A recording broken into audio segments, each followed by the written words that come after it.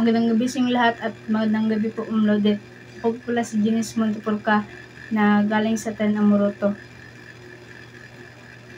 So ngayon po, tatalakayin ko po ang globalisasyong pang-ekonomiko o ekonomiya.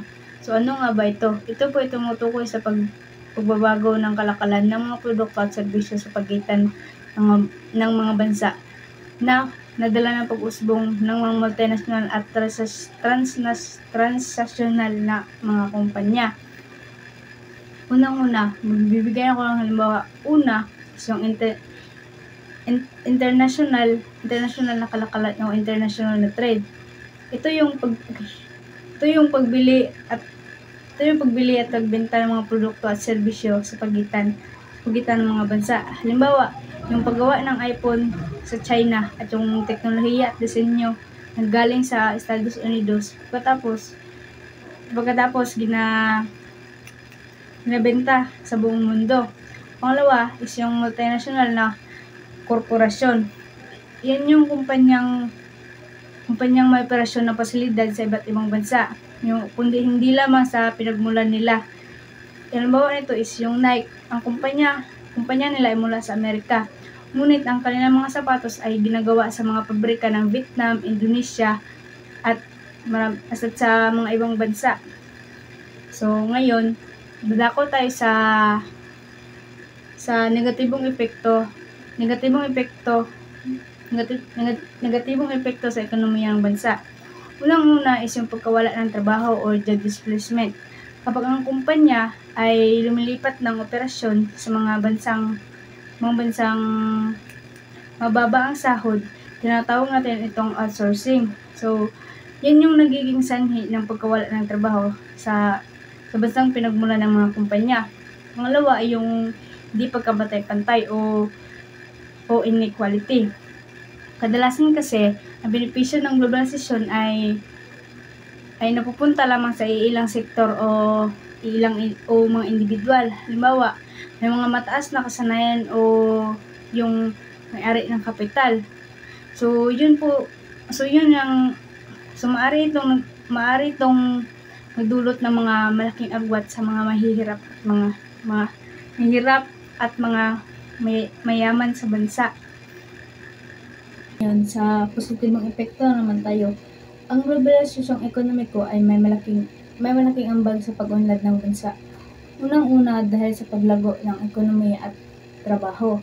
Nagdudulot ito ng pagtaas ng FDI or FDI is Foreign Direct Investment.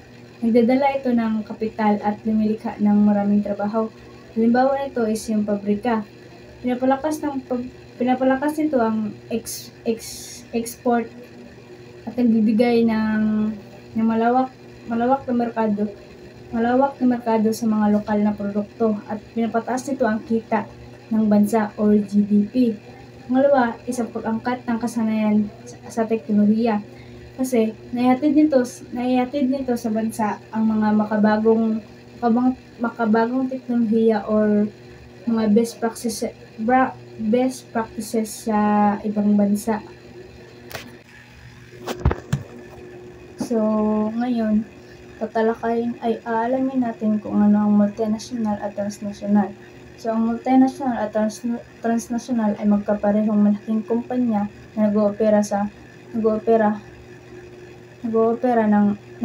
maraming bansa. Ngunit ang pinagkaiba lang nila is yung pamamaraan sa pamamahala at pag-adapt ng mga lokal na merkado. So, yun lang ang pagkakaiba nila at pagkakapareho.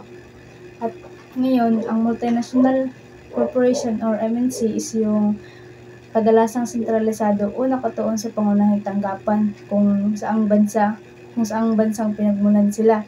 Pangalawa naman is ang transnational. Ito ay desentralisado o mas maluwag kung saan binibigyan ng autonomiya at mga subsidiary o sangay sa iba't ibang bansa. Ngayon, aalamin na naman natin ang positibo at negatibong epekto nito sa bansang ekonomiya. Unang-una is ang multinational. Ang positibong epekto nito is nagbibigay ng trabaho at nagdadala sa makabagong teknolohiya ng bansa.